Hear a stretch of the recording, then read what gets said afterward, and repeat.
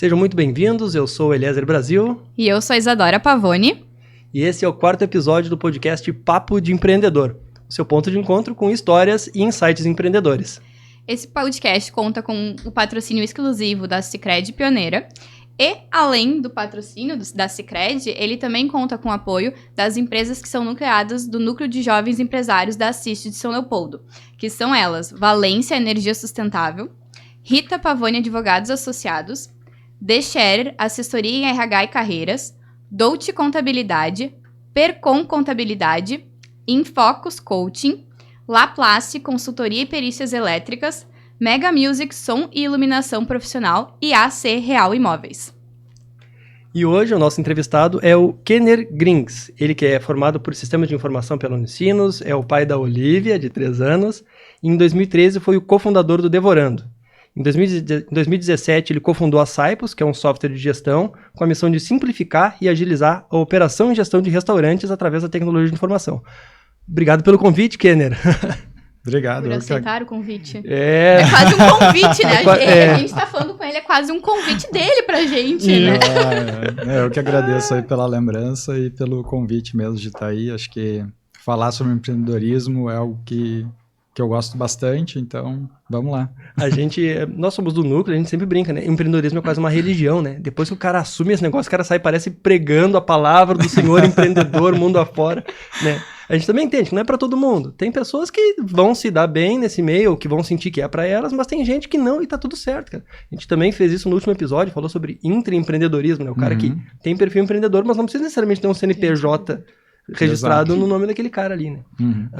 A gente tava conversando antes aqui, né? O Kenner é um cara que a gente já queria conversar fazia bastante tempo. Eu sou co-irmão do Kenner, a minha empresa nasceu onde a tua primeira empresa também nasceu, e a gente se cruzava de corredor, mas nunca tivemos tempo de estressar um pouco mais as ideias ali, de poder trocar um pouco mais de ideia. Hoje vai ser a oportunidade que eu sempre quis ter na minha vida, de conhecer um pouco mais o que passa na cabeça desse empreendedor, né?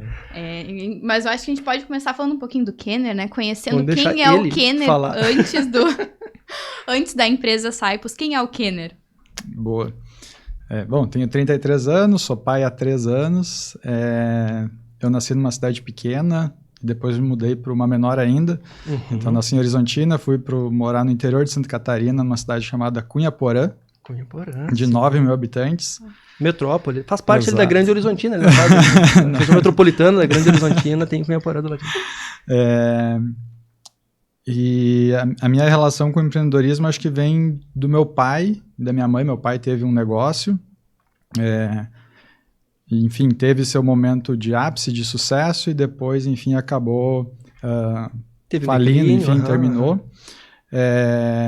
E eu acompanhei um pouco dessa história. Eu estava começando o ensino médio, aliás, terminando o ensino fundamental, e eu queria sair de Cunhaporã. Eu não queria ficar lá, não sei porquê, mas algo dizia que eu não queria ficar lá. E aí eu vim estudar no colégio interno em Ivoti.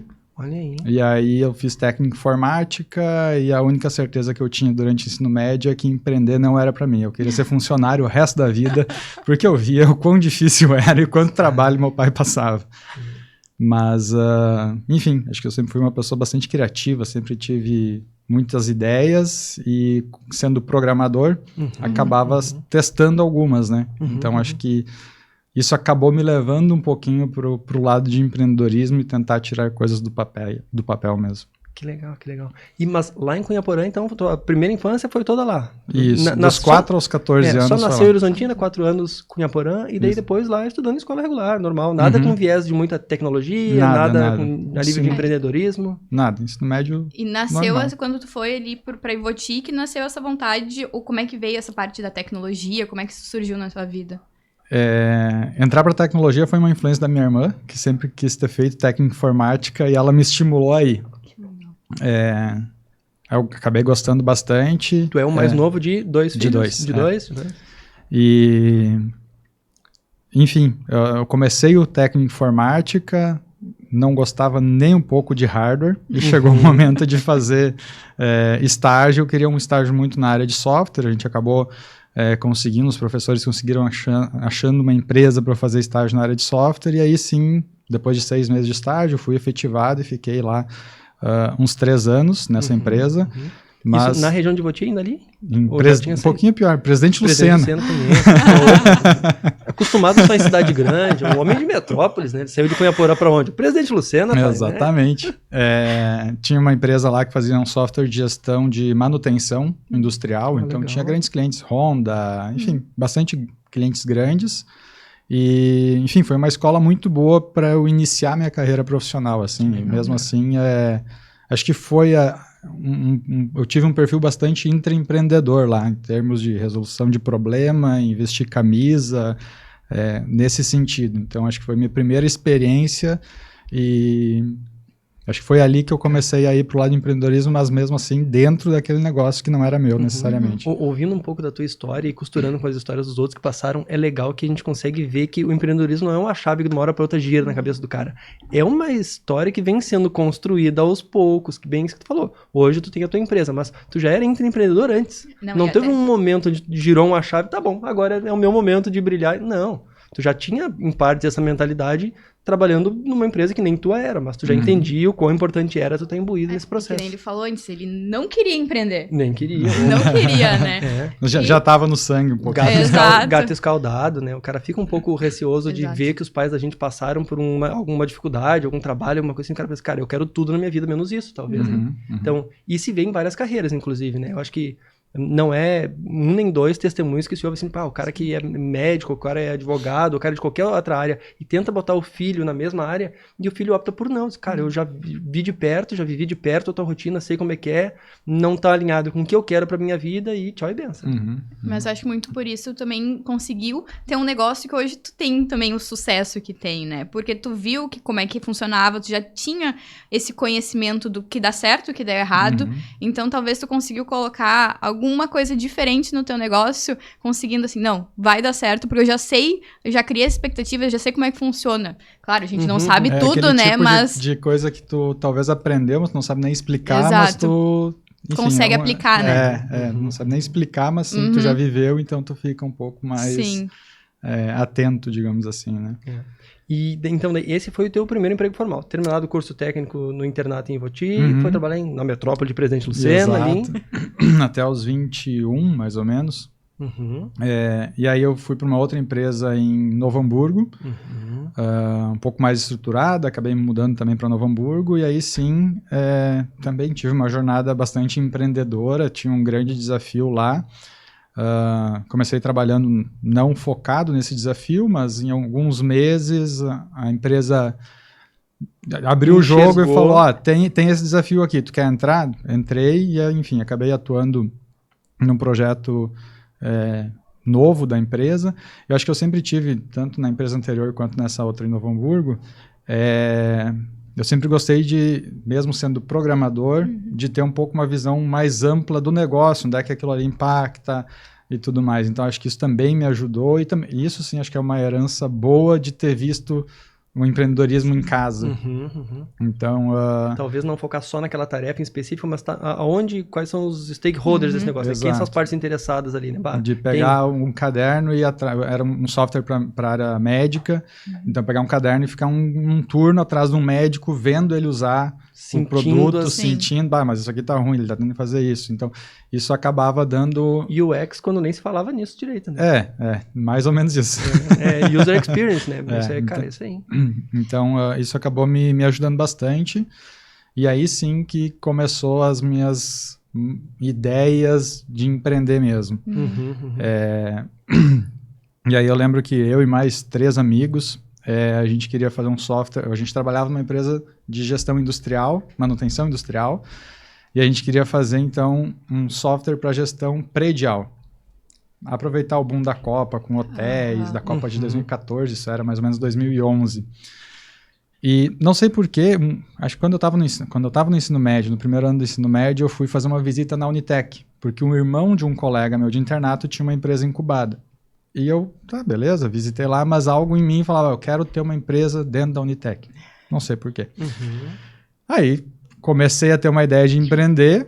O que eu vou fazer? Vou ir na Unitec e ver o que precisa para incubar. O que precisa? Tem que fazer um plano de negócios. Acabou que a gente ficou uns 8 meses fazendo um plano de negócios perfeito, umas 60 páginas, assim, ó. A empresa perfeita estava naquele papel. No papel. Mas era um monte de papel.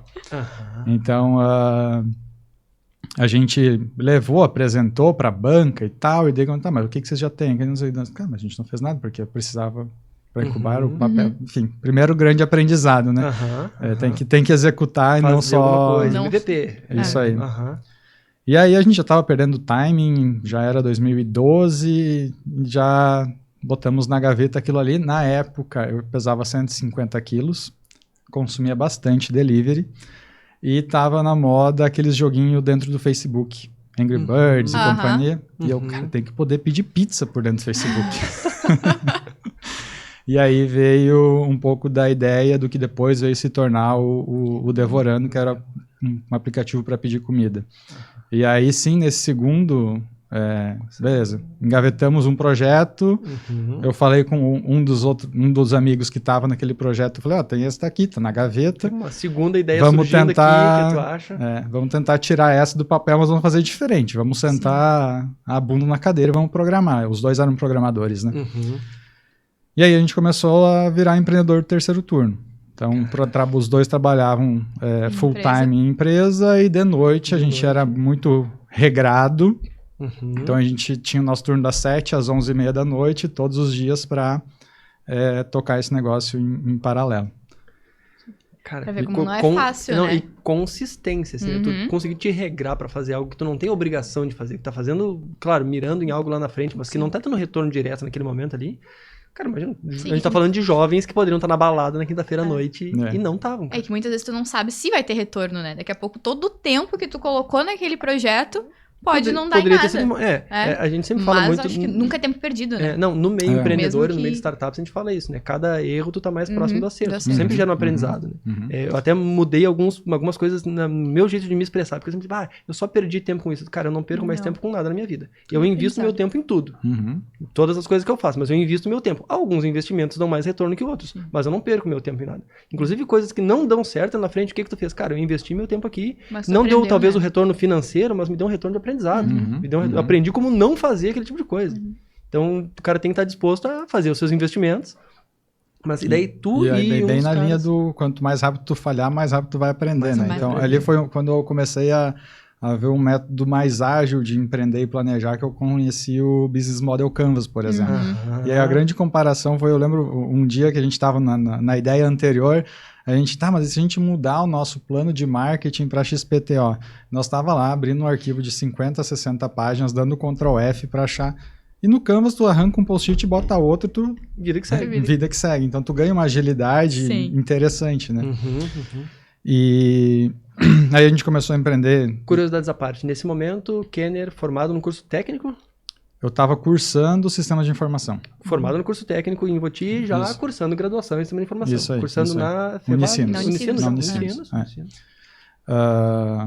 E aí, então, eu e esse amigo, a gente começou a programar mesmo, e até que chegou um momento que estava cansativo, insustentável, já estava um pouquinho mais avançado, a gente precisa pedir demissão e se dedicar para isso. Tinha um pouquinho de grana guardado. E, ao mesmo tempo, eu sabia que o meu chefe, o dono da empresa, ele estava ajudando a fundar a Venture, que veio a ser a primeira aceleradora de startups do Rio Grande do Sul. E nesse projeto que eu trocava bastante com ele. Sim. No projeto, né? Então, quando eu fui pedir demissão, eu não fui falar nem com a minha gerente, nem com o diretor direto da área, eu fui conversar com ele, já contei da ideia, do porquê que eu estava querendo sair, e aí eu entrei para pedir demissão e sair com um sócio. Então, ele virou investidor anjo do projeto na época. Além disso, a gente conseguiu, tanto eu quanto o meu outro amigo na empresa dele, a gente começou a trabalhar part-time. Então, a gente não precisou pedir demissão total, o que deu um mínimo de estabilidade para a gente. Entendi a necessidade e a importância de vocês na empresa, que vocês estavam a ponto de poder abrir mão. Tá, beleza, vou abrir mão de ti part-time aqui, mas tu continua me... Isso, daí a gente começou, então, a trabalhar 3 dias por semana para as empresas e 3 dias por semana no projeto de delivery online. Mas a gente vê que essa área tem um pensamento um pouco diferente, né? Porque não são todas as empresas que dariam essa oportunidade para um funcionário, né? Exato. Então, a gente vê como... o mindset do pessoal de tecnologia, daqui a pouco a gente pode falar assim, é diferente. Daqui a pouco já pensa mais no futuro, uma coisa mais avançada. Claro que vocês também demonstraram um projeto, toda uma oportunidade que alguém também quis investir. Mas eu acho que isso é um diferencial que a gente pode falar das empresas, né? De ver o seu funcionário, entender o que o seu funcionário quer ou o que as pessoas, a sociedade precisa e investir nisso, né? Cara, a gente sempre fala sobre isso também, né? Não tem como eu atender uma expectativa que eu não sei qual é. E daí, nesse gancho de gestão de pessoas, é importante que tu esteja em contato com o teu funcionário para saber, cara, o que tu almeja pra tua vida, quais são os teus anseios, o que eu posso fazer para que em algum momento a gente possa convergir, onde o meu propósito de empresa se funde com o teu de funcionário, mas que se em algum momento ele divergir, o que tiver ao meu alcance eu possa fazer para te ajudar também, desde que isso não me prejudique, né? Mas acho pensa que é muito legal, na linha de deram... não querer ser, pelo menos a visão que eu tenho, eu não quero ser o líder ou o chefe tranca-rua. Exato. Então, o que puder fazer para a pessoa crescer no que ela quiser, acho se que é for o aqui papel dentro da empresa, gente. legal, beleza, mas se for da porta pra fora também, cara, eu já passei por isso em algum momento. Né? É que eu acho que é uma via de mão dupla, né? Então, no momento que o funcionário se sente bem com a empresa, acontece qualquer coisa e também vai poder, a empresa ajuda, o funcionário ajuda e isso é crescimento conjunto, todo né? mundo Com sai certeza. ganhando no final. Parece que em algum momento que tá dividindo, mas no final das contas, aritmeticamente falando, não é uma divisão, né? Tá mais pra soma e multiplicação do que pra divisão, né? E muitas vezes quando tu traz o time para esse lado, para esse espírito, tu acaba criando uns laços muito mais fortes. Sim. Então a gente tem já, olhando para a Saipos hoje, inúmeros pessoas trabalhando com a gente que vestem a camisa como a gente, que tem...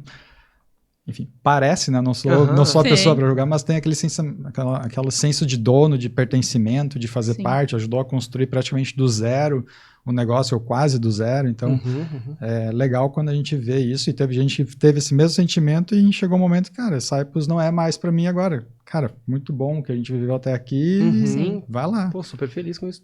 Que legal, cara. Legal. E ainda... Falando a respeito do Devorando lá, como é que foi essa fase inicial de vocês? Daí tá ok, part-time, e daí já incubaram? Não, ali a gente já nem tinha mais perspectiva nenhuma disso,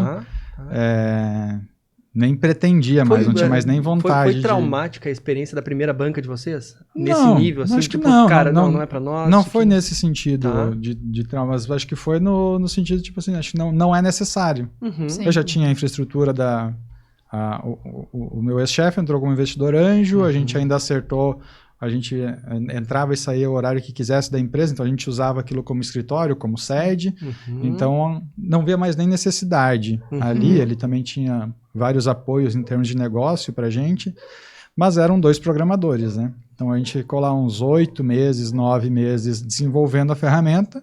Chegou a hora de ir vender, beleza, pegamos o carro, ia vender, venda porta a porta, visitava o restaurante, tentava vender, mas eram 2 programadores vendendo. A gente está falando cronologicamente de que 2013. ano? Caraca. Então... Porra, 10 anos. O delivery era mato nessa época, né? O delivery era totalmente mato, se eu não me engano. O iFood tinha começado em 2011 e naquela época, se não me falha a memória, acho que 4% dos pedidos de delivery eram online. E eu só queria voltar um pouquinho. A tua ideia surgiu ali do Facebook, dos joguinhos do Facebook. Isso aí. Tu vê, né? Ideia, oportunidades, né? Se pensar... Um negócio totalmente fora da caixa, né? E aí, depois eu fui pesquisar, vi que já tinha, então já era um mercado competitivo, mas eu via muita coisa acontecendo. Sim. Então, cada vez que eu via, daí depois eu fui ver que o peixe urbano estava migrando para essa área, já tinha player internacional atuando no Brasil, nessa mesma área, e eu sempre via, bom, então tem mercado. Sim. Se tem alguém fazendo é porque tá fazendo sentido, eu vou fazer não também. Mas ainda tá na iminência de... E aí, enfim, chegou nesse momento de a gente vender, eram 2 programadores vendendo, ou seja, era difícil, não é a nossa natureza, digamos assim. E, em paralelo, em Farroupilha, tinha o Anderson e o Bruno, criando o que, sim, se chamava Devorando. Eu e o Eric, a gente tinha o Pediu Mordomo. Que, na verdade, a ideia não era para pedir comida, era para pedir qualquer coisa, como se fosse uma rap da vida. Então, era para pedir mordomias. Aí, era nessa linha. Em Farroupilha estava o Anderson e o Bruno fazendo exatamente a mesma coisa em Caxias, Farroupilha, Bento, naquela região. 2 pessoas de administração, um com muito foco em vendas, outro com muito foco em marketing, tinham contratado uma agência para fazer o produto e estavam sofrendo horrores com o suporte, com a tecnologia e tudo mais. E um acaso total da vida, a gente se conheceu. A gente fez uma reunião e eu saí daquela reunião assim, cara, são as pessoas certas pra gente Vamos se fazer abraçar um e ser negócio. felizes. Exatamente. Então, 2 semanas depois da primeira reunião, a gente já estava juntando tudo, a nossa ferramenta com o nome dele, juntando times, migrando coisas, sem definir o percentual que cada um ia ter no negócio. De tamanha certeza que a gente tinha que era a melhor coisa Foi um encontro que a de gente propósito, tinha que fazer. cara. Exatamente. Então, acho que ali foi o primeiro grande aprendizado de empreendedorismo que eu sempre gosto de trazer, que é ter um grande time. Time complementar faz total diferença. No início, todo mundo vai ter que ser meio empreendedor bombril. Então, se alguém entrar hoje na Saipos, eu vou vender, vou saber vender, mas não vai ser a minha rotina. Mas quanto mais cresce, mais especialista, cada um vai ficando na sua área. Mas mesmo sendo generalista ou bombril ali no início do negócio, cada um na sua área de especialidade traz a sua contribuição de uma maneira muito rica. Então, acho que esse foi o primeiro grande aprendizado, assim, foi a questão de ter um time complementar e forte junto, né? Eu acho que às vezes rola isso, assim, né? O cara que acha que, eu tenho uma ideia na cabeça, eu vou empreender, eu vou desenvolver alguma coisa, ele acha que ele precisa fazer tudo sozinho, ou que deve fazer tudo sozinho. Não, cara, muito pelo contrário. Porque é mais fácil carregar o fardo quando tu divide, eu também falo isso pela minha experiência empreendedora. Eu dei a sorte na minha empresa, eu tenho 2 sócios que sem eles eu não faria absolutamente nada. Eu já entrei numa segunda rodada, não fui nem sócio fundador da empresa, mas eu sabia que eu tenho outras pessoas para contar, que a gente divide o fardo. E também isso que tu falou é sensacional. Habilidades complementares. Cara, a gente fez DISC lá, né? A galera faz aquelas análises comportamentais lá e tal. E a gente viu que cada um tá exatamente na área que tinha que estar. Um cara mais analítico consegue usar as habilidades dele na área que ele tá. Eu sou mais falante no comercial e marketing. Cada um foi para uma área e assim a empresa consegue crescer sem tu ter que ser o bombril que faz tudo o tempo todo, até porque tu não vai aguentar, não vai ter condições de tocar Talvez tudo. tu não consiga nem expandir, né? Se tu sozinho. Exato. E também tem a vantagem de submeter a tua ideia a alguém de fora, cara. Cara, tanto que eu falo muito isso na empresa também. Nós divergimos, cara, diametralmente em vários assuntos e isso é ótimo pro negócio. Porque se fosse tudo igual também... A gente ia se chegaria abraçar, ponto o buraco que ia estar na nossa frente, a gente não ia ver e ia cair todo mundo junto dentro do buraco. Então, que bom que a gente diverge. Eu acho que, né, até para desmistificar isso. Né? Então, o cara que é empreendedor, tem uma ideia legal? Cara, tenta juntar pessoas que têm o mesmo fit contigo. Acho que tem que ter propósito, um pouco de valores, alinhamento ali, né? De propósitos e valores. Cara, alinhou propósitos e valores, habilidades são... Cara, até as opiniões são divergentes, cara. Um é gremista, outro é colorado, a outra é B, um é preto, outro é branco. Isso é bom, isso agrega pro time. Quanto mais diverso for, menos chance tu tem de dentro do teu negócio tu ver um problema e ninguém ter olhado para ele. E alguém ter passado batido por esse negócio. Exatamente. A segurança de poder falar qualquer coisa e 5 minutos depois a gente morou junto durante muito tempo. Porque daí foi um casório. Literalmente. A gente se conhece há 8 anos. Desses 8 anos, acho que uns quase 4 a gente morou junto, dividiu o apartamento. Então, tu acaba tendo... Tu acorda e tu vai dormir vendo as mesmas pessoas, né? Então, se fazia necessário essa questão de poder discutir, poder argumentar, divergir, mas mesmo assim conviver, né? Então, acho que esse é o mais importante. E do ponto de vista humano, o perfil das pessoas parecido, assim, idades mais ou menos parecidas... De 33 a 35 sócios, então bem linear, assim, bem próximo. A gente ainda tá falando da primeira empresa, né? E a gente ainda tem a segunda pra falar. Mas o legal é essa história, porque a primeira teve uma rampagem, uma escalagem a ponto de chegar onde eu até não fiz questão de perguntar antes, que é onde a gente vai querer saber na frente. Na verdade, vocês, enquanto devorando aqui dentro do Rio Grande do Sul, vocês tomaram, né, uma proporção gigantesca, né? Aí eu vou ser sincera que eu li, tá? Eu fui dar uma pesquisada. Mas o iFood não tava conseguindo entrar aqui, né? No Rio Grande do Sul. Porque a Devorando realmente era o carro-chefe dessa parte de... Dominei o campinho, pai. A bola é minha, que quem joga sou eu, né? E como é que foi isso pra vocês, assim, eles indo pra cá? Como é que foi toda esse desenvolvimento, né? Com eles? Acho que teve algumas peças, enfim, que foram acontecendo... que ajudaram a gente a ganhar território. E aí, acho que o primeiro ponto foi, durante muito tempo, a gente ficou se questionando qual é o nosso diferencial pro iFood. Não, a gente vai botar a opção de agendamento no produto ali para poder agendar um pedido. O iFood não tem isso. Até que a gente entendeu que o nosso diferencial não era o produto, não era nada, a gente ia ser igual. O nosso diferencial ia ser atuação geográfica. A gente ia atuar onde o iFood não atuava. Então, a gente começou a crescer muito no interior, então Começamos por, obviamente, Caxias, Farroupilha, Bento, que tinha a base tinha algum lá. mercado estabelecido pelos guris Novo da primeira Hamburgo, São rodada? Leopoldo começou a crescer. Novo Hamburgo depois virou o nosso cidade modelo. Que a gente começou a ir para Pelotas e para Passo Fundo, a gente começou a ir para várias outras cidades e algumas coisas não estavam encaixando. A gente falava, a cidade não virou ainda. Até que a gente fez uma análise de entender, cara, o que aconteceu com o Novo Hamburgo para chegar em 1.000 pedidos? Aconteceu isso, foi aquele outro, e a gente montou uma estratégia muito clara, com base na população da cidade, com estatística da Abrazel, que é a Associação de Bares e Restaurantes. A gente sabia quantos restaurantes tinham, quantos tinham delivery e qual que era o mix necessário para poder fazer investimento e trazer consumidores. Então a gente sabia que em Pelotas, tantos mil habitantes, precisa ter tantos sushis, tantas pizzarias, tantas hamburguerias, porque se a gente não tiver um mix mínimo, a gente não traz consumidor, a pessoa vem e se frustra.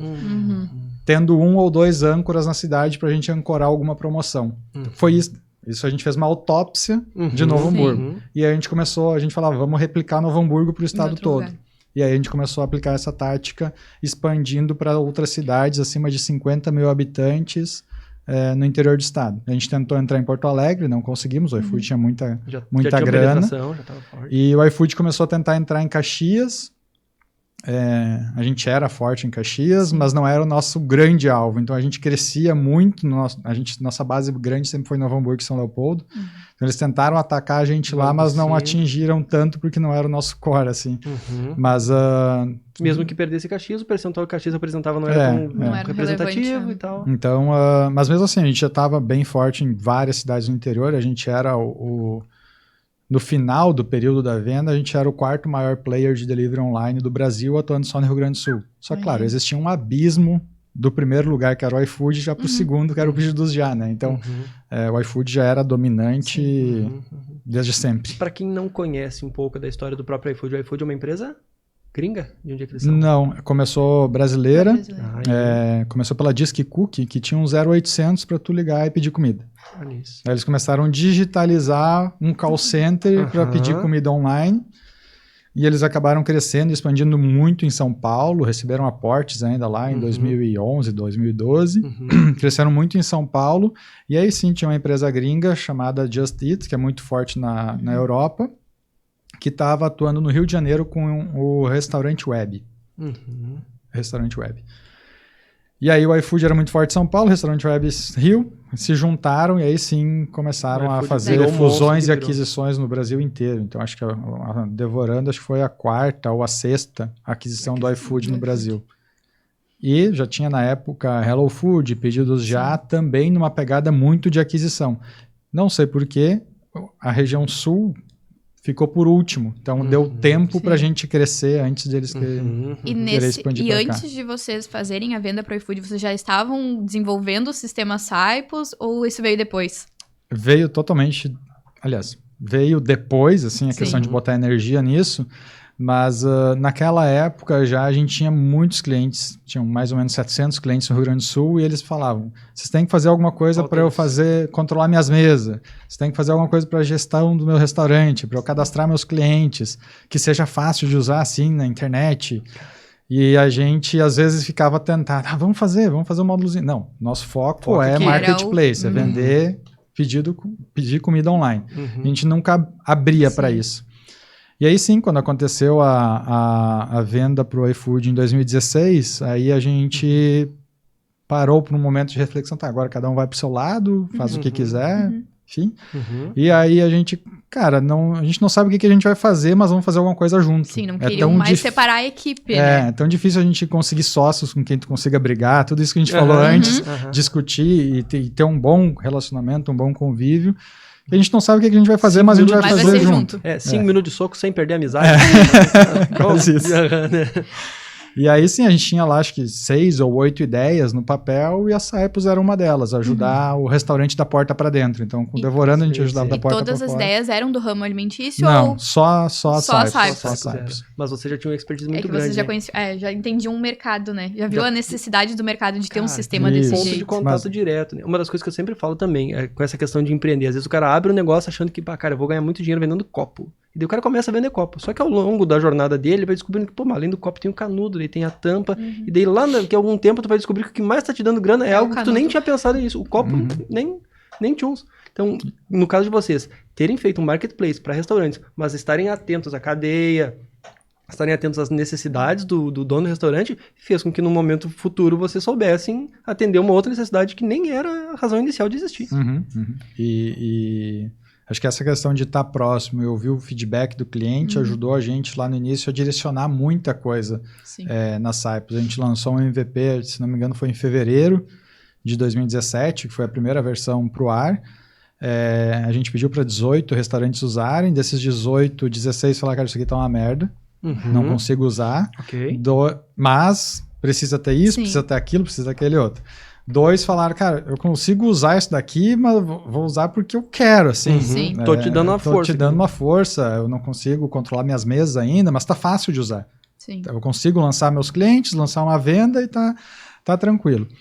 E aí sim a gente começou a fazer pesquisa com esses clientes. Então a gente queria muito logo desenvolver um módulo offline, porque a gente nasceu com a premissa 100% web. E a gente hoje ainda acredita que o futuro é online e a gente se posiciona como um software online.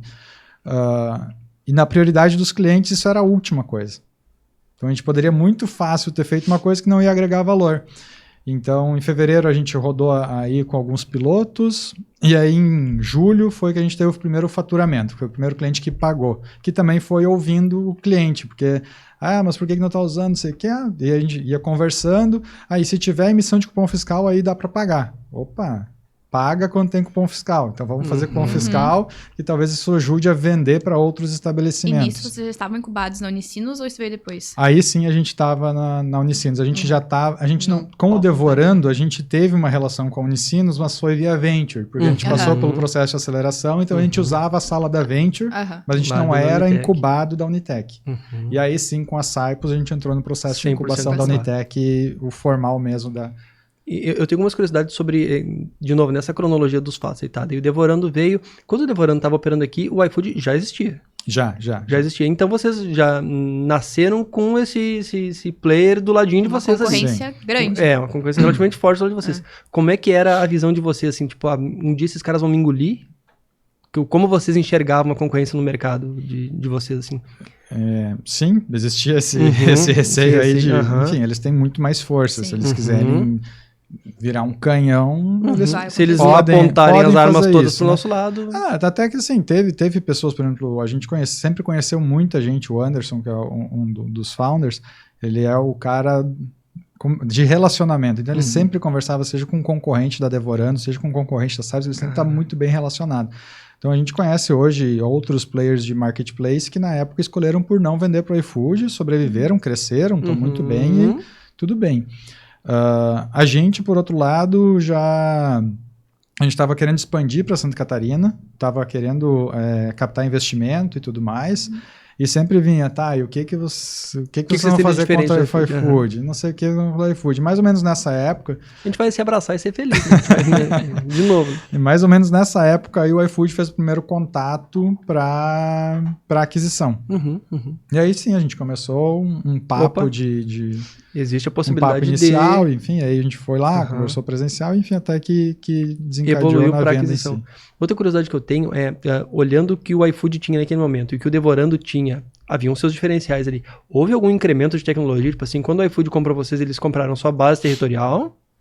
Ou só base de clientes e tal? Ou houve algum incremento de tecnologia que vocês conseguiram agregar no produto final deles? De tecnologia, zero, mas acho que teve uma questão de processo que eles aproveitaram bastante. Acho que eles aproveitaram bastante mesmo e falaram que aprenderam um pouco com a gente, que foi o processo de vendas. Então a gente começou com uma venda porta a porta, ia lá o Anderson, agendava visita, ia no restaurante. A restaurante. Então ele tinha lá 6 visitas por dia, tinha uma conversão ótima não, mas conseguia converter. E numa das mentorias da Venture, eles começaram a desafiar a gente a fazer inside sales. E internalizar isso, fazer a venda por telefone. E teve uma época na Devorando que a gente se desafiava a fazer um teste por semana. Então, toda semana a gente tinha que testar alguma coisa diferente que ajudasse a trazer mais restaurantes ou a trazer mais consumidores. E a gente tinha essa pegada muito grande de teste. E tanto é que a gente começou a crescer. A gente tinha lido em alguma referência que uma startup é uma empresa que cresce 5% por semana. E a gente crescia 4 e pouco. Então, a gente chegava... Durante vários meses, a gente cresceu 20%, 25% mês após mês. Foi isso que chamou a atenção do iFood também, né? E aí, eles desafiaram a gente a fazer o processo de Inside Sales. O Anderson estava muito descrente, mas resolveu fazer o teste. Eu não lembro se foi um mês, alguma coisa assim. Dá escala pro negócio, né? E aí, ele começou a ligar. E bem na época, surgiu a propaganda do Fábio Porchat, do iFood. Judite, não sei o quê. Ó. E aí, o Anderson começou a fazer as ligações por telefone. Via que não convertia na primeira, mas numa segunda ligação, em alguns dias, conseguia converter e tal. E aquela propaganda do iFood explodiu. E aí a gente não precisava mais nem fazer pitch de vendas. A gente tem um site para pedido online, tipo iFood? Tipo iFood, só que a gente está na tua cidade, o iFood não. Então virou piada interna depois, tipo iFood. Tudo era tipo iFood porque a gente era a cópia deles. E aí a gente usava isso e o iFood não usava. O iFood tinha a expansão deles totalmente porta a porta ainda. Então, com a aquisição da Cyprus, eles começaram... Encamparam o processo de aquisição de clientes. Eles começaram a rodar bastante um processo de inside sales lá dentro. Foi bem, bem bacana. Mas em termos de tecnologia, foi pro lixo o produto todo. E deu pra bom. Time, produto, tudo foi pro... Não, eu achei que talvez em um momento eles teriam, vão levar a equipe, vão levar alguma coisa que vocês estão desenvolvendo, que eu acho que complementa no que a gente tem, já estavam consolidados. E falando um pouquinho mais da Cyprus agora, enquanto startup. Como é que foi para vocês conseguir fazer com que virasse um negócio? Conseguir vender a Cyprus, fazer as pessoas entenderem que isso era um mercado que tinha necessidade, que os restaurantes tinham necessidade desse sistema de gestão. Enfim, como é que foi isso para vocês? Eu acho que... Deixa eu pensar, assim. A gente também aproveitou uma onda onde existia uma dor muito grande do mercado, porque a iFood começava a crescer e começava a ter muitos problemas operacionais. Então, o que acontecia? É aquilo, tu resolvia um problema da porta para fora, mas a porta para dentro, não. E aí? Exatamente. Lide com isso. Tu fazia 5 pedidos por noite, agora tem 50. Exato. Lide. Aí tô tirando papel. Daí eu tenho ali na tela, que é calabresa, mas eu escrevo com uma letra feia, o pizzaiolo vai fazer outra coisa que ele entender lá dentro e vai um pedido errado. Pepperoni já era. Ou tava lá a atendente dando alt tab entre o sistema do iFood e o sistema de PDV. O sistema do iFood para relançar pedido manualmente. Então, quando a gente vendeu para o iFood, a gente entrou um pouco nas entranhas do sistema do iFood, a gente tinha API, não era uma API pública oficial ainda, mas a gente, tem potencial aqui, porque a gente consegue importar os pedidos automáticos. Então, o cliente não precisa mais ficar redigitando ou escrevendo no papel, a gente simplesmente vai lá, puxa todos os pedidos, imprime numa impressora só e a gente já consegue fazer baixa do estoque, já lança a previsão de fluxo de caixa e já ajuda o restaurante na operação dele. Então... Acelera muito o processo deles, né? Isso. Então, foi mais ou menos aí que a gente começou a bater no mote da dor. Então, essa era a dor que a gente queria resolver inicialmente, que era a integração com vários players de delivery. Hoje, a Cyprus é top 2 em processamento de pedidos do iFood no Brasil. Só perde para o PDV do McDonald's.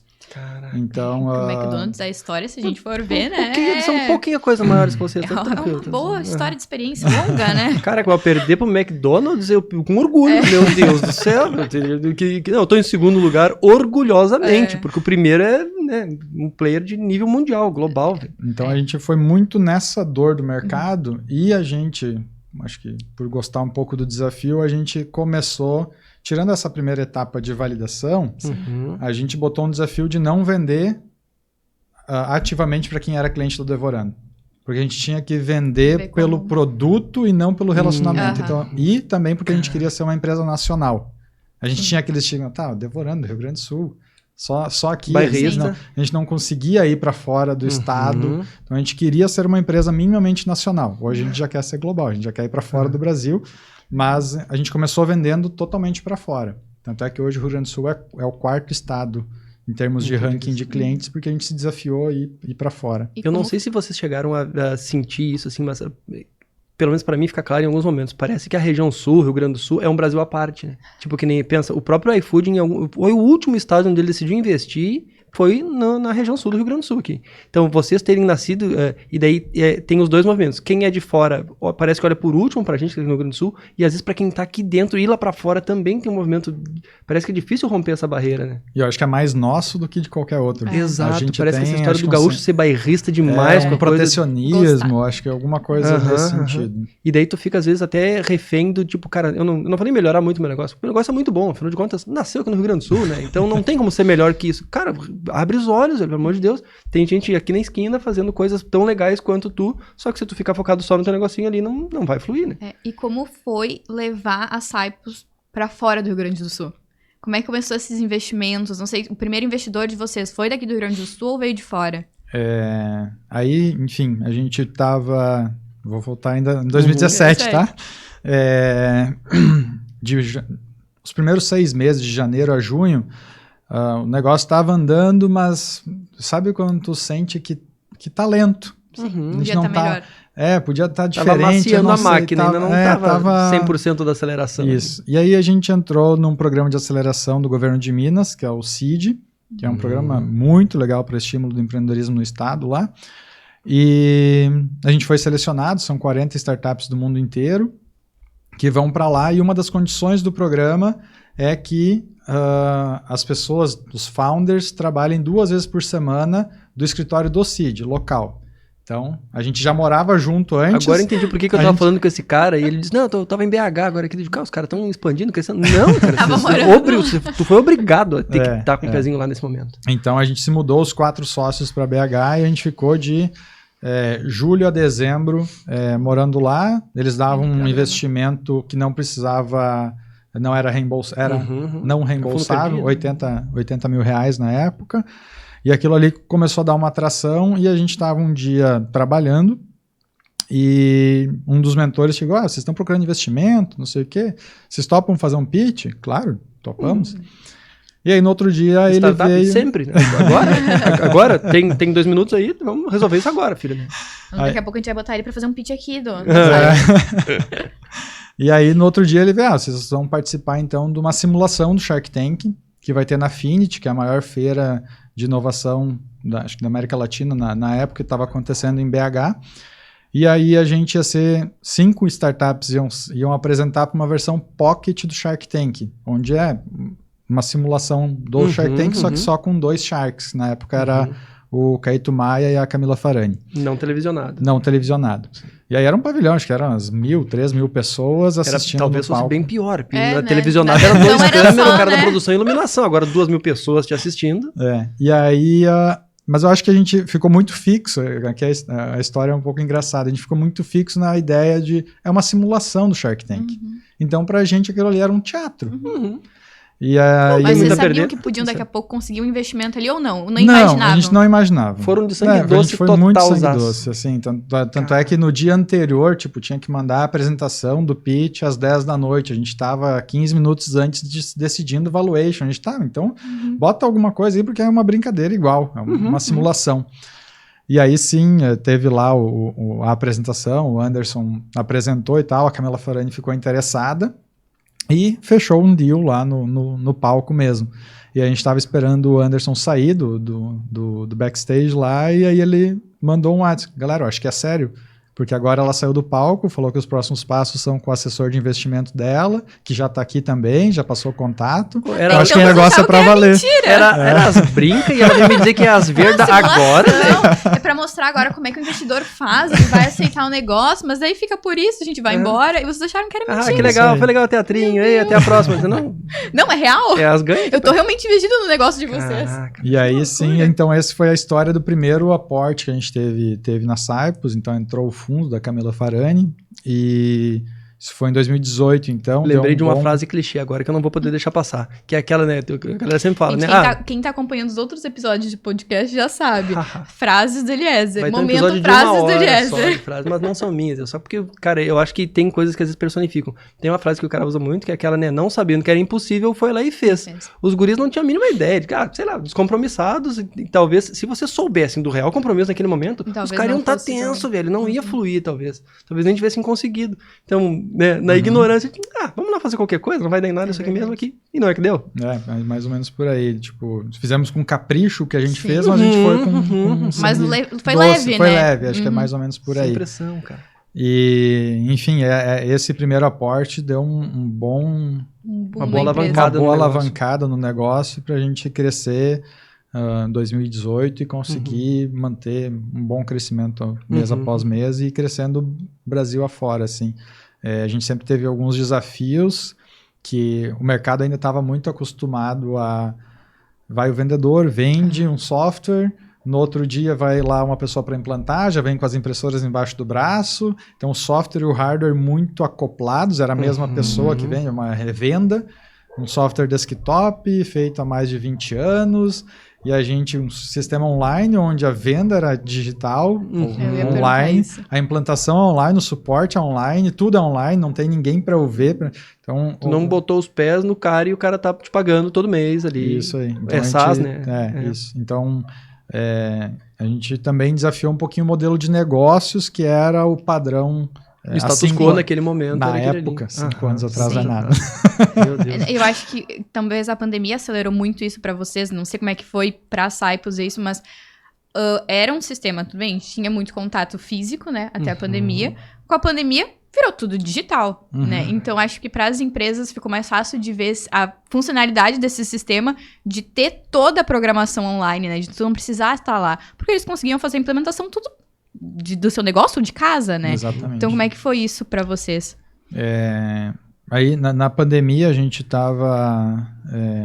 enfim, a gente tinha acabado de fechar um segundo aporte, uma segunda rodada de investimento e estourou a pandemia.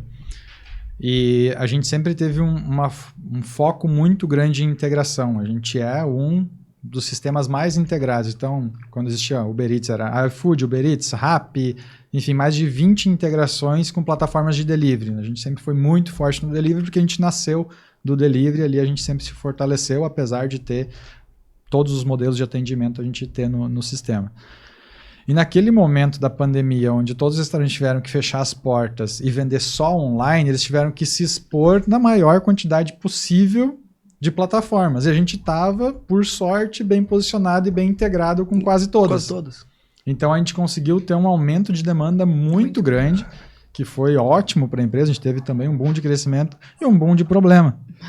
A gente tinha zero visibilidade do que ia acontecer. Então, por mais que a gente tinha acabado de captar um investimento, tinha um plano de expansão para botar em prática, a gente congelou. As pessoas vão comer só em casa, não vão pedir comida. Não. Estourou a pandemia, não sabe o que vai acontecer. Exato, né? As incertezas. Era a primeira vez que a humanidade, né? passava por um problema desse tamanho, velho. Então aí começaram a vir outras dores de cabeça. Não tinha pessoas suficientes no time de implantação, no time de suporte para dar um atendimento adequado. Então até a gente conseguir virar essa máquina, foi de muito aprendizado e dolorido. Não foi fácil, né? E hoje, quantos vocês são na Cypus? Mais ou menos 115. 115 pessoas. E daí tu tem gente trabalhando ali presencial e alguma galera... 100% remoto. 100%. A gente tem um espaço ali na Unitec, mas, enfim, aí é rotativo, a pessoa faz check-in, que vai em tal dia. Então, normalmente a gente tem times combinando de ir num determinado dia para ter um relacionamento, mas de maneira geral, se não me engano, 50% do time é do Rio Grande do Sul, 40, 50, alguma coisa assim, e o resto já é de fora do estado. Então a gente tem em vários estados aí, gente espalhada. Uma pergunta que eu queria te fazer o Devorando não nasceu dentro do Tecnocinos, ali na Unitec. Já a Cypus nasceu ali dentro.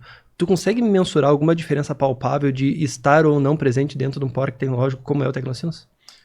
Eu acho que tem vamos lá, separar pré-pandemia, pós-pandemia. Eu acho que tem uma questão de pessoas. Então, tu acaba trocando com pessoas que agregam para o teu negócio, ao mesmo tempo, tu tem mais pessoas saindo da universidade naquele ecossistema para contratação. Então, tu tem um acesso a pessoas... Disponibilidade do recurso humano maior. E que, querendo ou não, acaba facilitando a vida de todo mundo, né? A pessoa ia trabalhar num lugar, de noite ela já estava naquele lugar para estudar, então era ótimo nesse cenário para todo mundo. Então, acho que esse era um grande benefício. O próprio apoio, o fomento ao empreendedorismo ali da Unitec, alguns apoios, mas também sala, então tu acaba tendo um incentivo que faz parte do papel da incubadora, que dá um mínimo de assistência para um bebê que está nascendo. Sim, então o aluguel é pode ser diferenciado. solitário, né? Então tu tem essas trocas, e pra gente também, enfim, a questão de segurança de estar ali é ótimo, porque a gente tinha plantão até meia-noite, por exemplo. Já habitei aquele espaço e, cara, é um ambiente diferente, não adianta. A gente hoje comentou circula por também, ali, né? eu tive a empresa lá durante 2, quase 3 anos lá, é um ambiente diferente mesmo. Uma das coisas que eu notava quando eu estava lá, e que talvez vocês até tenham feito, talvez até mais uso do que eu disso, é também a informação que circula ali dentro, né? Quem tá ali dentro fica sabendo de algumas coisas que às vezes lá de fora o cara não fica sabendo. Que nem tu falou agora, tinha um edital lá do governo de Minas Gerais. Como vocês ficaram sabendo desse edital em específico? Foi pela Venture, mas a gente estava ali. Tava ali dentro do meio. São informações que normalmente circulam dentro desse meio de incubadoras tecnológicas. Cara, os editais agora ocorrem, acho que mensalmente, até sai um boletim com todos os editais que estão em aberto, com captação de recursos a fundo perdido, possibilidade de aceleração, tudo isso tá ali dentro. Então, eu acho que fazer parte do ecossistema e estar em contato com essas informações também é diferente do que se tu continuasse lá no teu apartamento, lá. Com certeza. Ou em qualquer outro lugar com a galera isolada lá, né? Com certeza. Acho que empreender é conexão e relação o tempo todo, né? Então, nunca tinha pensado nisso, mas Devorando cresceu por causa disso, né? Porque teve uma conexão, teve uma relação com pessoas que nem se conheciam. Então, acho que pode traduzir bastante o empreendedorismo, conexão e relacionamento. Que legal, cara. E daí vocês enxergaram que o Devorando tinha potencial, e uma coisa, de novo também, né, vendo pelo viés empreendedor, uma coisa é eu enxergar uma necessidade, outra coisa é eu formatar o que as pessoas sejam dispostas a pagar por aquilo que eu tô querendo entregar. Para vocês foi fácil conseguir encaixar assim, não, eu sei que essa galera tem esse gap, eu vou sanar ele, mas como é que eu precifico isso? Será que eles vão querer pagar? Será que esse problema é latente o suficiente? Essa dor deles é grande o suficiente a ponto de ele pagar para que eu resolva esse problema? A gente nunca teve medo de testar, né? Então, nossa política de preço variava 10 vezes no dia, se necessário, para testar a aderência, o quanto o pessoal estava. Tanto é que 2 anos depois tinha pessoas pagando o dobro para usar o mesmo produto que outra pessoa que estava pagando metade. Por quê? Porque a gente foi testando precificação. Acho que nada melhor do que tirar a bunda da cadeira e ir para o mercado, validar e testar, e não ter medo de testar ou de estar errado. Testei muito, muito caro. Bom, ajusta, vai para o próximo. Um aprendizado de Devorando que a gente teve é que os amigos mentem, né? Então, é bom validar a ideia com amigo e com família só para ter um apoio moral. Nossa. Só isso. Mas meu filho é bonito, né? Sempre. O Anderson e o Bruno brincam que eles têm amigo que validaram a ideia do Devorando com esses amigos. O cara falou, nossa, vou pedir toda semana. Nunca e a gente tinha vendido, ele nunca tinha pedido. Porque não era hábito dele pedir delivery. Mas, enfim. Então, acho que, voltando ali para a ideia de precificação, acho que ninguém melhor do que tu ir validando com o cliente, cara, e testando, e botar a cara a tapa. Isso converge com uma fala que tu falou um pouquinho antes, a respeito de que quando vocês decidiram validar um negócio, decidiram ir para uma base de clientes completamente nova. Eu não quero num cara no qual eu já tenho um relacionamento, porque daí talvez ele vai comprar de mim porque ele me acha legal, porque ele já me conhece. Mas como é que eu vou me expor ao mercado real, à vida real lá fora, né? Na minha empresa também, a gente falou muito sobre isso, né? As primeiras vendas ocorrem no teu ciclo de relacionamento, né? E, beleza, eu conheço a Isadora, que eu conheço o Kenner, eu conheço o Vitor, mas e a hora que acabar a minha agenda? Eu vou vender para quem? Sim. Se eu não estiver preparado para vender para completos desconhecidos, não tiver uma precificação formatada, um pitch de vendas formatado, um processo bem robusto, cara, a hora que acabar a minha agenda, acabaram os meus pedidos. E aí? Daí o meu negócio tá fadado a não crescer mais do que aquilo ali, né? Então, acho que foi mais ou menos por aí. Aí, conforme a gente passou durante muito tempo escalando o produto. Então, adiciona feature e bota feature, e mais feature, e mais feature, e mais feature, para ir aumentando o escopo de produto para poder atender e, consequentemente, o preço foi subindo junto. Hoje então, vocês se posicionam como um ERP para restaurantes, só para entender como é que funciona. Pode ser bem nessa linha. Mas resolve praticamente a parada toda, assim, desde o pedido lá, baixa em estoque, emissão de nota fiscal, pedido na cozinha, mesa. Tem KDS, tem toda... Já fica aqui, se alguém não conhece o Cypus, entra ali no site, tem isso site, aí. conhece o produto. Obrigado. Isso aí. Mas basicamente é isso, a gente faz toda a parte estoque financeiro. Então, hoje um cliente faz um pedido no iFood, se o restaurante usa Cyprus, ele recebe, ele não precisa ter interface com o iFood, ele usa Cyprus, ele vai mudando o status dentro da Cyprus, já vai avisando no app do iFood que saiu para entrega, tudo mais, já dá baixo no estoque, lança a previsão de fluxo de caixa, imprime direto na cozinha, então... Que você já tinha um relacionamento com o iFood, isso facilitou para a integração da Cyprus? Os primeiros 2 anos a gente facilitou, a gente tinha alguns contatos... Complementando, inclusive, a pergunta da Isa, fez parte do deal de venda vocês terem acesso a isso ou não? Não. Zero acordo nesse sentido. O que a gente se precaveu bastante foi deixar as cláusulas de não compete muito restritas ao que a gente fazia.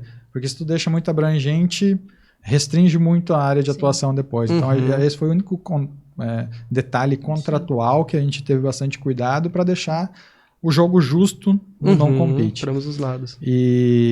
Mas sim, a gente teve relacionamento com várias pessoas lá, então... Facilitou. Não que tenha beneficiado alguma coisa, fazer isso, né? Mas não a troca de ideias, né? sabe? A troca de ideia fomentava bastante coisa. É que é o network, né, que a gente fala. Então, tu conhecer pessoas, tu conhece as oportunidades e tu tem mais facilidade no teu negócio, não tem como não, né? A gente fala muito isso de networking, de conhecer não só pessoas no teu ramo, mas conhecer pessoas de outros ramos e num conjunto, isso é sempre crescimento, né? Não tem... É a diversidade que a gente pregou, né? Que pra dentro da equipe é legal ser diverso, mas é diverso também ser nos relacionamentos, cara. Outra coisa que também, quando tu falaste lá no início da tua história, às vezes tu enxergar aquele cara que faz um serviço parecido com o teu, análogo ao teu, não como concorrente, mas como parceiro de negócio. Pô, o cara desenvolvia um software, vocês trabalhavam com ele desenvolvendo software, eles estavam saindo para desenvolver um outro software e nem por isso ninguém quis conflitar com ninguém. Cara... A gente tem um exemplo muito claro dentro de casa, que é o cardápio digital para fazer pedido. Então, se o restaurante quiser ter lá o deliverydaesquina.com.br, a gente tem esse serviço que a gente vende o e-commerce para ele. A gente está com o foco da porta para dentro, mas a gente tem uma perninha ali para ajudar ele. Dependendo da necessidade do cliente, a gente sabe que o nosso produto para isso não vai atender. E a gente indica um dos concorrentes nossos desse produto. Porque a gente sabe que vai atender melhor. Então, a gente quer criar um ecossistema de tecnologia para bar e restaurante que seja com solução própria ou de terceiro, a gente está fomentando aquele...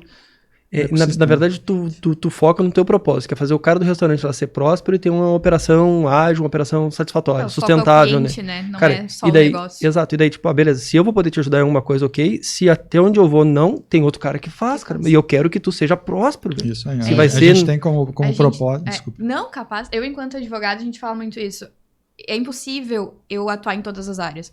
É muita legislação, tem muita coisa que, gente, tipo, dia a dia, diariamente muda. Então, eu não posso dizer que eu faço todas as áreas do direito. Não tem como. Então, a gente trabalha muito com essa história de parcerias, né? Não, eu não faço a área criminal, por exemplo. Não, mas eu tenho um colega que eu conheço, que eu confio e que eu vou... Cara, eu foco em ser bom naquilo que eu sou bom e deixo ele ser bom naquela outra área, tá tudo certo. Todo mundo sai ganhando no final. Trabalhar em colaboração é sempre o melhor caminho, né? A gente tem como propósito empoderar restaurantes ao sucesso. E aí o sucesso para cada restaurante pode ser, tem cliente nosso que quer abrir franquia, vai querer franquear, ter 20, 30, 50, 100 unidades. Tem restaurantes que o sucesso para ele é ter a operação dele rodando enxutinha, muito bem, obrigado. Então, é isso que a gente leva como propósito do porquê que a Cyprus existe. A gente já tá aqui se encaminhando pro final. A conversa passou rápido, né? Podia ser mais umas 2 horas, Vitor, quem sabe? Vamos gravar uns 2 episódios, um no pé do outro agora. Já que eu esperei tanto tempo conversar com o Kenner, eu vou querer tirar tudo. Mas eu queria saber, Kenner, qual a dica que tu daria para quem tá começando a empreender agora? Eu acho que é muito na linha de montar uma estratégia é olhar para o mercado, encontrar uma dor, validar se ela existe, pensar numa solução e validar o mais rápido possível com o mercado e numa velocidade rápida. Também não perder o timing. Exatamente. Então, o que define uma startup é a velocidade de crescimento e dependendo do estágio, o crescimento não vai ser receita, vai ser o progresso que tu tem no desenvolvimento do teu produto.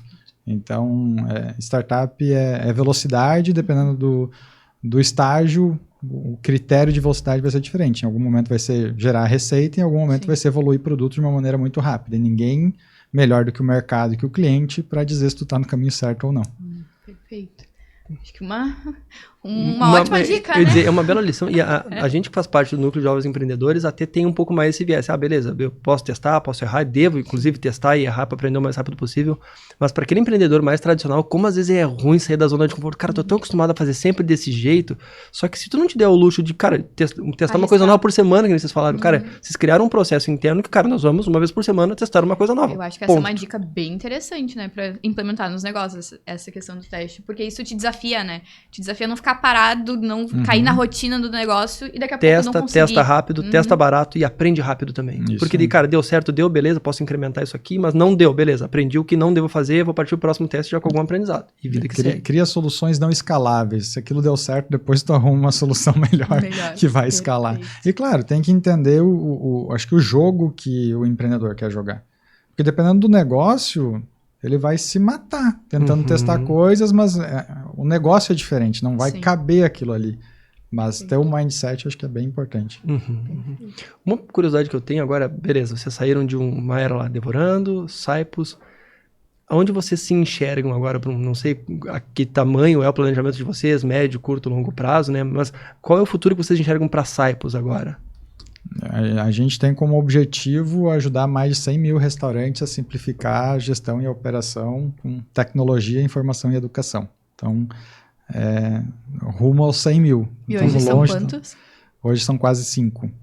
Então, tem chão, é um mercado grande, seja no Brasil ou seja fora. Dentro desses 100 mil já está a internacionalização do programa? A gente já pensou mais de uma vez, mas ainda tem muito chão no Brasil. Um mercado de mais de 1.200.000 restaurantes, muita coisa esses teus 100 mil aí tá tranquilo então aqui dentro de casa ainda. Tem bastante chão para crescer aqui. De novo, né? Eu acho que vocês obviamente devem estar com esse viés, né? Não dá para fechar os olhos porque está acontecendo lá fora. Em algum momento talvez eu esteja deixando passar uma grande oportunidade pelo simples fato de que eu me tolhi de querer olhar para ela, mas tem muito chão para crescer. Cara, o Brasil é uma terra de oportunidades, né? A gente olha para fora, mas hoje nada planejado. Não faz sentido focar os teus esforços em algo que ainda não está no... Não, e a gente já percebeu que vocês aproveitaram muito oportunidades. Então, provavelmente, se surgir uma oportunidade de sair para fora antes do previsto, com certeza eles vão aproveitar essa oportunidade. Exato. É uma divisão de foco, né? Montar uma segunda empresa enquanto a gente pode ficar exposto no mercado brasileiro para algum concorrente. Então, a gente tem que fortalecer aqui antes de pensar qualquer movimento nesse sentido. Hoje, a principal dificuldade que vocês têm de expansão é o quê? Concorrência ou é a mentalidade do empreendedor? Eu acho que um pouco de cada. Um pouco de cada? Mas... Porque você já tem um aprendizado monstro de tantos empreendedores nesse ramo que vocês atuaram, vocês já entendem mais ou menos como é que funciona a cabeça desse cara, né? E daí a pergunta é justamente assim, será que esse cara já está preparado para essa injeção de tecnologia e os players estão se duelando ali para crescer mercado? Ou se talvez a principal dificuldade vai ser o próprio cara lá? Até nem tem tanto player, mas ele não está aberto a essa oportunidade ainda. Eu digo que tem um pouco de cada por quê? Porque acho que o mercado vem amadurecendo, ou seja, tem players similares a Saipos, tem uma concorrência já com a mesma mentalidade que a gente, não aquele software ERP de 20 anos atrás. Então, sim, tem uma parcela que é concorrência de mercado. E, ao mesmo tempo, acho que o perfil do dono de bar e restaurante vem mudando muito em virtude da digitalização que o iFood trouxe. Então, tem sim aquela pessoa que tem o restaurante dela há 40 anos, é mega tradicional, ou há 20 anos que seja, 15 anos, que é mais difícil a mudança. Então, tem esse desafio, com certeza, mas também tem um desafio de mercado. Já tem as duas coisas estão bem balizadas. E a gente tem um problema de acesso, né? São 1.200.000 restaurantes no Brasil. Atingir eles é difícil, digamos assim. E, ao mesmo tempo, apesar de que é um problema que vem sendo resolvido ao longo desses últimos 5 anos, é o acesso à internet, por exemplo. Então, a gente ainda tem regiões no Brasil onde a internet é ruim e a gente sabe que a gente não vai conseguir atender bem. Vocês continuam sendo 100% online. 100% online. Perfeito. Cara, eu acho que, de novo, né, teríamos horas para conversar que ainda, cara, desde família, negócios, isso aí, né? Mas quem sabe a gente convida daqui a pouco para uma segunda rodada, fazer um extra, né? Faz um episódio extra. Vamos lá. Mas muito legal, querendo poder ouvir um pouquinho da tua história de novo, né? Eu era um cara ávido por conhecer um pouco mais de perto que vocês tinham, porque, de novo, né? A gente fala muito sobre isso. A gente consome conteúdo de empreendedorismo, ouve histórias muito legais, mas às vezes são histórias tão distantes e desconexas da nossa realidade. Cara, e o Kenner é um cara que, se tu cruzar no Tecnocinos, tu vai dar de frente com ele no corredor ali, entendeu? Então são pessoas que estão embaixo do nosso nariz com uma história tão legal quanto a que vocês têm, cara. Eu acho que era uma história legal demais pra ficar guardada em 4 paredes. Não sei se tu lembra, quando a gente começou a conversar sobre isso, perguntou, tá, sobre o que é o podcast? Eu digo, cara, tu tem uma história legal demais pra ficar em 4 paredes só. Nem eu sabia exatamente qual era, mas eu sabia o potencial que isso tem, não só de incentivar, quanto de motivar outras pessoas pra fazer isso também. A gente conhece o negócio, não conhece as pessoas por trás disso, né? Então a gente queria trazer também para as pessoas verem como é que funciona o negócio por trás, não só quando atinge, né? O mascote de vocês é bem fofinho, o esquilinho, né? Mas a gente sabe que por trás Vai outro podcast para explicar o nome e o esquilo. Então tá, já temos motivo. Fica aí a pergunta pro próximo, aí a motivação. Cara, queria mais uma vez de novo agradecer pela tua disponibilidade de ter vindo aqui, né? A gente tá fazendo isso sempre final de tarde, então os empreendedores trabalharam o dia inteiro, estão cansados de uma semana corrida com feriado no meio, mas tu ter disponibilidade para vir aqui conversar com a gente e a gente vê que tu faz isso com gosto, que nem tu disse, né? Cara, o empreendedorismo é quase uma religião que a gente gosta de poder contar as nossas, entre erros e acertos, porque não só de flores se vive, mas é legal que as pessoas ouçam isso para saber que é um caminho possível. Não é para todo mundo? Não, nem tem que ser. Mas que, cara, existe um caminho, desde que, né, quanto mais cuidados o cara tiver, mais chances o cara tem de ter sucesso lá na frente, mas muito legal poder ouvir isso de ti de novo. Mais uma vez, obrigadão, cara, por ter vindo aqui, viu? Eu que agradeço. Eu vou aproveitar a gente fazer aquele merchan das nossas redes sociais para seguirem o Instagram e todas as redes sociais do Núcleo de Jovens Empresários da Assiste, mas especificamente o nosso Instagram é nje.assistesl. E a gente vai estar lá postando cortes, postando no YouTube depois os episódios inteiros. Completos. E, né? E a gente é jovem. Essa semana a gente abriu um canal no TikTok. No TikTok? Olha aí, vou ter que fazer dancinha agora no final. Não, a gente brincou de fazer dancinha do empreendedorismo. Não tem que sair dancinha no final. Pelo amor de Deus, não... Vai ser só de cortes nosso TikTok, tá, gente? A gente, de novo também, né? Que né, tá atento ao que tá acontecendo aí fora e, cara, e tá te adaptando. A gente entendeu que, inclusive, essa é uma plataforma que deixou de ser só pra dancinha de adolescente, já tem conteúdo sendo criado lá, então por que não? Vamos... Divulgar, o conteúdo tá sendo criado aí, acho não vai dar muito mais trabalho entregar por lá, vamos entregar em todos os canais possíveis. E que nem a Isa disse, né? Acessem lá o nosso Instagram. Então, eu acho que lá é um baita canal de comunicação, tanto para ver o que está sendo produzido, quanto para fazer contato com a gente. Quem quiser saber como é que funciona o Núcleo de Jovens Empresários, como é que funciona a Assiste. Eu tinha, inclusive, os meus preconceitos antes de ter entrado para isso tudo, porque eu acho que rola também, a pessoa tem que desmistificar um pouco, tanto o empreendedorismo quanto o associativismo empreendedor. O cara acha que para fazer parte de uma associação, como é a nossa ali, o cara tem que ter saído meio de vezes na coluna social da cidade. Não é, cara. São empreendedores de carne e osso que nem tu, passando por dores que nem as tuas, e essa conexão que tu falou que é importante para quem não tá dentro de um parque tecnológico, não é uma empresa de tecnologia que nem vocês ali, cara, nas associações a gente vai ter esse ambiente algo análogo, parecido, né, mas consumam isso lá também, né, façam contato com a gente nesse sentido. E é isso. É isso? Então tá, muito obrigada, Kenner. Eu que agradeço. E até a próxima. Até mais.